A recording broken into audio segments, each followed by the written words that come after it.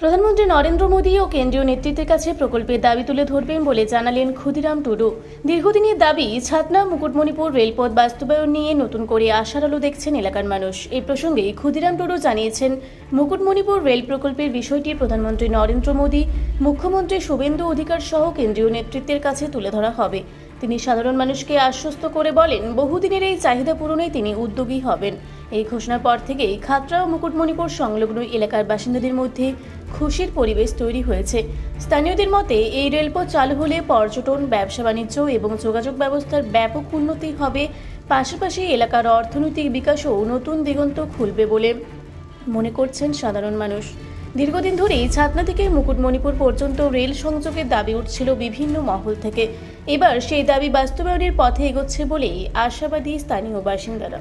ছাতনা মুকুটমণিপুর যে রেলপথ, এই রেলপথ যদি বাস্তবায়িত হয়, কি বলবেন, কতটা সুবিধা হবে এলাকার মানুষের? দেখুন, ছাতনা একটি ঐতিহাসিক জায়গা এবং শুশুনিয়া পাহাড় পর্যটন শিল্পের একটি মূল কেন্দ্র।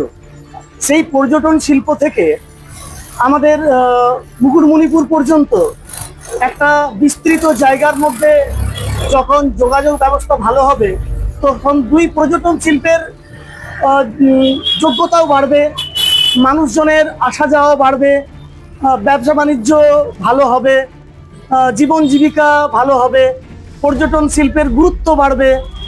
সরকার এই দুটি জায়গার দিকে নজর দেবে, মানুষজনের অনেক সুবিধা হবে এর মধ্যে দিয়ে। অবশ্যই অনেক খুশি, সময় কম হবে, যারা পিকনিক যায় তারা দু জায়গার মধ্যে নিজেদেরকে মেলে ধরতে পারবে। অবশ্যই আমরা অনেক খুশি। আমার নাম সন্দীপ সেন, ছাতনা জমাদার পাড়া। এবং আমি আপনাদের, যেহেতু এটা ডবল ইঞ্জিন সরকার পশ্চিমবাংলায় চলবে, সেই জন্য আমি আপনাদেরকে আশ্বস্ত করছি যে মুকুটমণিপুরের যে রেল প্রকল্প, আমি প্রধানমন্ত্রী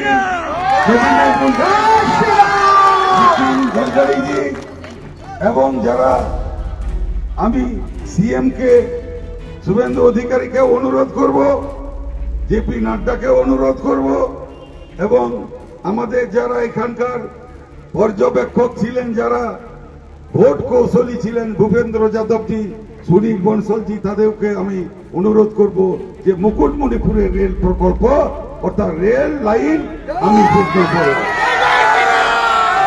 এই কয়েকটি যে বিষয়, এই বিষয়গুলো আমি কেন্দ্রীয় মন্ত্রিসভা বা কেন্দ্রীয় নেতৃত্বকে আমি জানাবো, এবং এখানকার যে সমস্যাগুলো, সেই সমস্যাগুলো তুলে ধরব, এবং রানীবাঁধ বিধানসভা তথা এই খাতড়া সাব ডিভিশন শহরকে একটা ইতিহাসের মানচিত্রে আমরা নিয়ে যাব, এবং সকলের সহযোগিতা আমি কামনা করছি।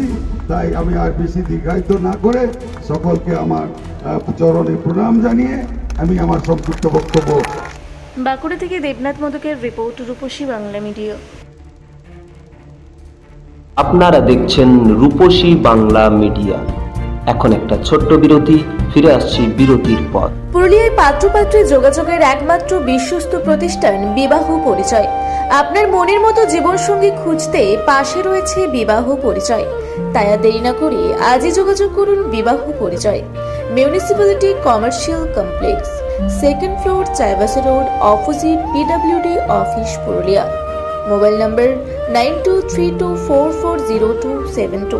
ফিরে এলাম বিরতির পর। আপনারা দেখছেন রূপসী বাংলা মিডিয়া।